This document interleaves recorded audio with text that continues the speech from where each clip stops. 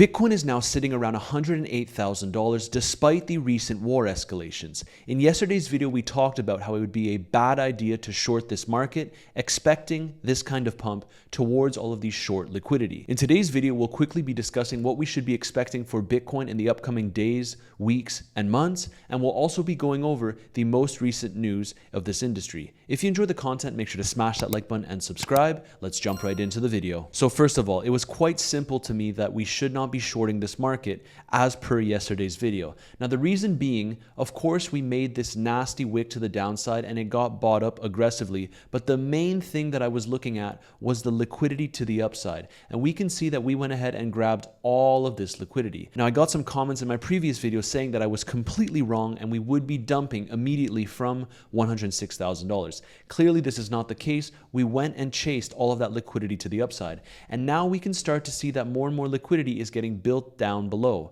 If we take a look at this map, the Bitcoin exchange liquidation map, which you know if you've been watching the channel is one of my favorite charts, we can see that now more and more longs are starting to pile into the market. But if we zoom out and look at the 30-day map here, we can see that there are still more shorts in the market. Now, does this mean that Bitcoin will go and make a new all-time high and liquidate all of these shorts?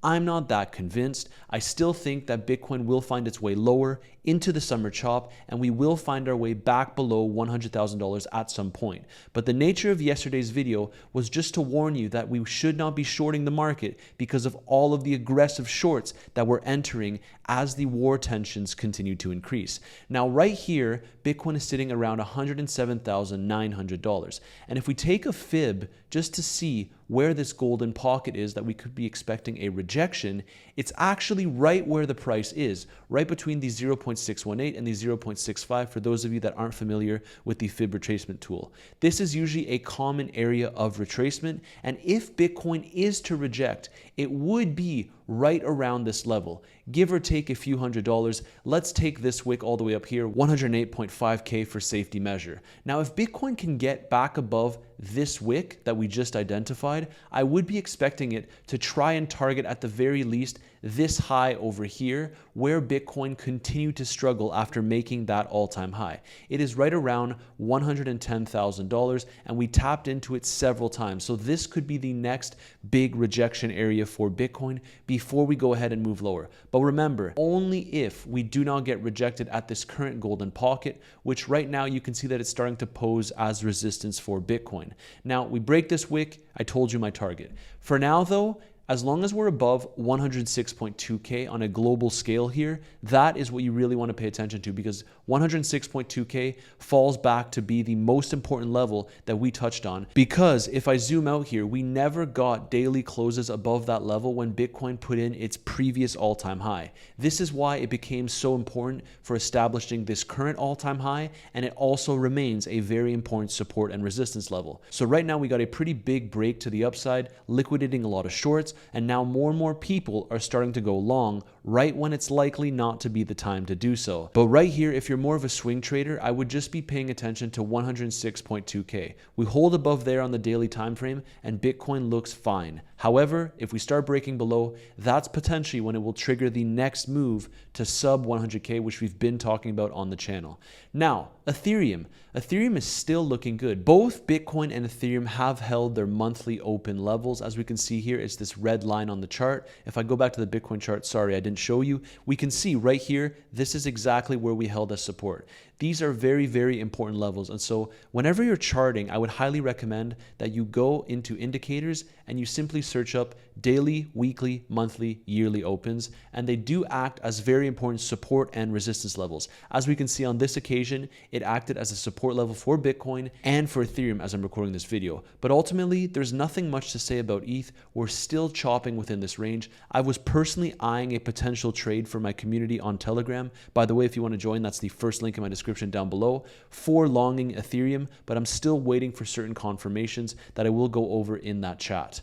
Right here, we can see also that the Ethereum spot ETFs, we got that first day of outflows, nothing significant, only $2.1 million worth of ETH compared to the inflows, hundreds of millions of dollars.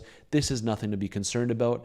But I do want to talk about Bitcoin dominance once again. A lot of people kept on calling for altcoin season going into the summer. We're going to have the most bullish summer ever. And now that Bitcoin is starting to pump here after targeting that low around $100,000, we're starting to see a lot of the bears flip bullish. But I'm telling you right now, this pump will likely not send us to aggressive all-time highs. That is my base case. And if you haven't been following the channel, my base case here is that Bitcoin will likely find its way into a range as we saw in the previous summer. And let me show you the channel I'm talking about. Bitcoin formed a very, very important consolidation range before it went ahead and had an aggressive pump. Now this consolidation range started before the summer, and there is the potential here that this same consolidation range will happen once again for Bitcoin before it puts in its all-time high near the end of the year. This is actually what I'm expecting, and it is my base case. I still personally think that Bitcoin will chop around during the summer. Maybe it will be a little bit in a downtrend as we saw last summer, but ultimately we should be getting that breakout. Now, as Bitcoin chops around, I want you to pay attention to Bitcoin dominance because the same scenario that we discussed time and time again did happen. Last week, I'm not sure if you remember, but this candle over here, the weekly candle, was indeed red to start the week. And this has happened several weeks in a row now after having this big red candle where everyone was calling for altcoin season. I still don't believe it's the case, and I still think that if you are holding a spot position, Bitcoin is the way to go because it gives you the highest risk-adjusted returns. And because of unfavorable monetary policy, I don't think that it makes sense to go heavy into altcoins. I will tell you exactly when I go into altcoins on the channel, so make sure to go ahead and subscribe if you haven't already, but so far it has not been the time to do so. And my target, as you can see on this chart, is right around 66% dominance, and if we break above here and hold it as support, at that point, I do think that Bitcoin can go higher, potentially as high as 70%, but there's no sense in calling for that quite yet. Let's wait until we get the confirmations that we need. Now, USDT dominance. We can see that we are starting to make our way back towards this trend line, which is a very, very important trend line if you weren't aware, because it's been holding since all the way back in 2017. Every single time that USDT dominance moves lower, that is when Bitcoin and altcoins do get some relief. However, when we start to hold this trend line as support, that is when things can get a lot more bearish as it starts to bounce and Bitcoin and altcoins continue to bleed. Now, you'll notice that these massive wicks coincide with the lows, and these support levels coincide with the highs. So here was last year's previous all-time high, which was set around $74,000. And then during the summer, we dumped all the way to around 49K. And then after this low, Bitcoin pumped all the way into inauguration before making another local top, which was right around $109,000. And then the bounce here coincides exactly with the 74.5K low for us to come back down. Now, the positive news here for the bulls is we are not quite at this support level yet.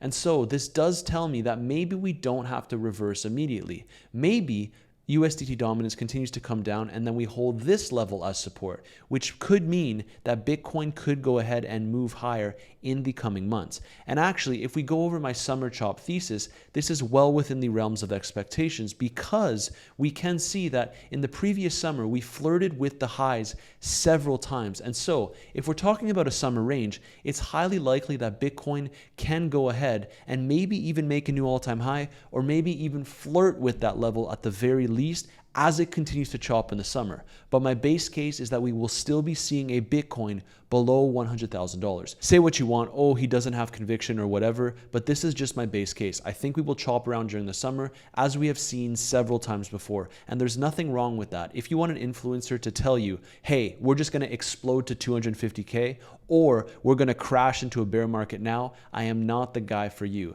I'm just telling you exactly what I think will happen in the market. Sometimes I'm right, sometimes I'm wrong. Lately, we've been a lot more right than wrong, but no one has a crystal ball, as I always say.